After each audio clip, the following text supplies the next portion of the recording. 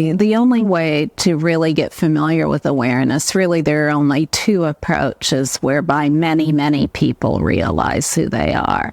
And I've seen this over the course of 25 years. It's, you could say it's a law. One is that just by hearing about who we are, because we already know who we are, conviction dawns. Now, to all of us thinking types, it just seems impossible that conviction could dawn with certainty about anything such as this. It just seems like we're going to have to do a lot of thinking. We're going to have to do a whole lot of thinking or meditating or something. We're going to have to put a lot of effort into it. If we could graduate from high school, then we know we're going to have to put at least that much effort into realizing awareness. So if we hear, certainty will dawn just by hearing about it, some people think, that's impossible. Well, check it out and see,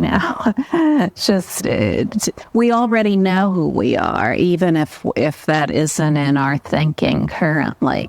So many times just by hearing about who we are in an authoritative, convincing way, the diamond blade sword, then we just see all of a sudden, wow, this is very clear. I had these other ideas, but I can see they're just ideas. They're just points of view. They don't really have anything to say about who I am. And the other is to rest as awareness for short moments, repeated many times until it becomes spontaneous or automatic. And this is very simple in that just resting with whatever appears, and resting as awareness, just allowing that ease of being. That's all it means. It doesn't mean getting into any kind of a state that's split off from what's appearing. It's just resting as everything that's appearing, no matter what it is, for short moments, repeated many times, rather than getting distracted by what appears.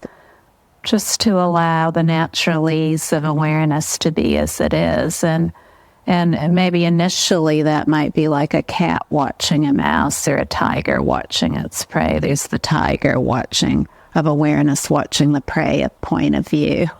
But that doesn't matter. Don't even think about it. It's not worth thinking about. Just continue to enjoy life and be at ease. And the more that occurs, the more there will be no separation. Where there seemed to be separation, it will naturally vanish, and no one will even be able to say how it vanished. So there's nothing to think about, worry about, to get into any kind of turmoil about. There's nothing to do and there's nothing to change. So if you meditate, that's fine. Just relax and allow all of what appears to appear as it will without any need to concentrate on anything or get into any kind of special state. Or if you're not meditating in that sense, enjoy the ultimate meditation of complete ease and rest. The meditative stability that's guaranteed in every appearance, in a completely uncontrived way. And then quite naturally, you'll see that where there seemed to be separation, there isn't. And where there seemed to be a split or a division between all of the appearances, that, wow, somehow it disappeared. Well, it's never been there, so it hasn't really disappeared or appeared, not either one. And so this, in a very simple way, it's just complete perceptual openness in all experience, complete ease, no need to cling to anything or push it away. The relaxed openness of all experience, the relaxed indescribability of whatever appears, the natural presence of awareness that's inseparable from whatever appears, and the indivisibility of that, just a single non-dual expanse, but without any need to think about it or toy with it or write a philosophy book about it or any other contrived activity. It's just so simple who we are. It couldn't be more simple. That by which we know we are is timelessly free. So we wouldn't even know we're here, that we're present without awareness. So, where would we be looking for it? If we say, oh, I'm looking for awareness, or I'm headed to some kind of destination of timeless freedom, then, we're stepping away because it's what's looking. It's what's looking. That's where awareness is. What's looking. And what's looking is a natural resource of indestructible wisdom. So if we're looking for natural resources, it's important to look for the ultimate natural resource first and rely on that. Then maybe we can solve all of our other problems about having exhausted the natural resources of the earth.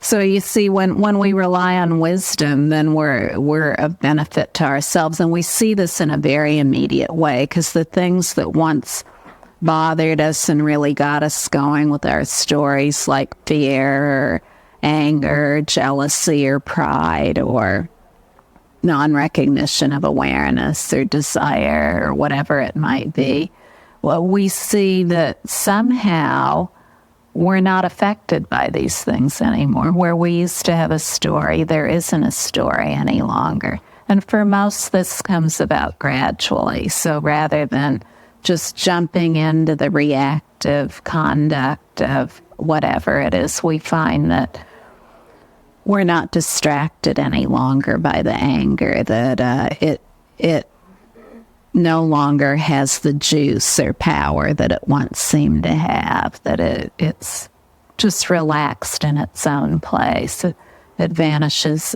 in and of its own accord, like the flight path of the bird in the sky.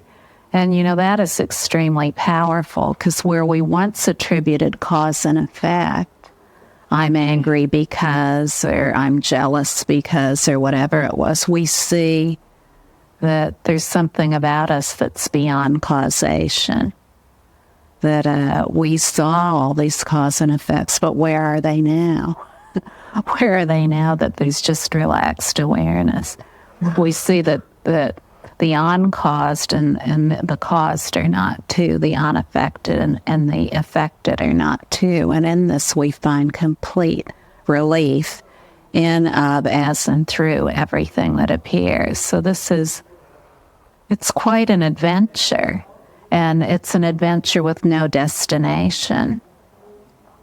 It's very important, it's urgently important to not see awareness as a destination, because no matter how long we live, there'll just be the complete perceptual openness of whatever appears, which is not a destination. It's already naturally present as everything, so to see it as a destination is always to be off the mark. There's neither a destination nor anyone going there. Both the destination and the one going there have no independent nature. They have no nature independent of awareness. So my heartfelt advice is just to relax and enjoy the ease of your own being.